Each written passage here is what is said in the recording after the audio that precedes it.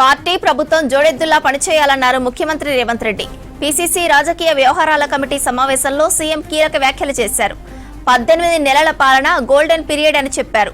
Booth స్థాయిలో party బలోపేతంగా ఉంటేనే పథకాలు ప్రజల్లోకి వెళ్తాయని చెప్పారు రేవంత్.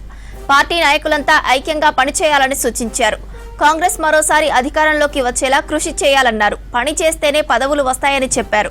పార్టీ నాయకులు క్రమశిక్షణతో వ్యవహరించాలన్నారు సీఎం. రాబోయే రోజుల్లో అనేక సవాళ్లు ఎదుర్కోబోతున్నామని, డీలిమిటేషన్, మహిళా రిజర్వేషన్లు, జమిలీ ఎన్నికలు మన ముందున్న అతిపెద్ద సవాళ్లని చెప్పారు. జూబ్లీహిల్స్ బైపోల్ కోసం పార్టీని సిద్ధం చేయాలని సూచించారు సీఎం రేవంత్ రెడ్డి. పార్టీ ప్రభుత్వం జోడెద్దులా పనిచేయాలన్నారు ముఖ్యమంత్రి రేవంత్ రెడ్డి. పీసీసీ రాజకీయ వ్యవహారాల కమిటీ సమావేశంలో సీఎం కీలక వ్యాఖ్యలు చేశారు. 18 నెలల పాలన గోల్డెన్ పీరియడ్ అని చెప్పారు. బూత్ స్థాయిలో పార్టీ బలోపేతంగా ఉంటేనే పథకాలు ప్రజల్లోకి వెళ్తాయని చెప్పారు రేవంత్. పార్టీ నాయకులంతా ఐక్యంగా పనిచేయాలని సూచించారు. కాంగ్రెస్ మరోసారి అధికారంలోకి వచ్చేలా కృషి చేయాలన్నారు.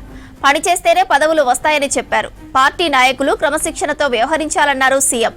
రాబోయే రోజుల్లో అనేక సవాళ్లు ఎదుర్కోబోతున్నామని, డీలిమిటేషన్, మహిళా రిజర్వేషన్లు, జమిలీ ఎన్నికలు మన ముందున్న అతి పెద్ద సవాళ్లని చెప్పారు.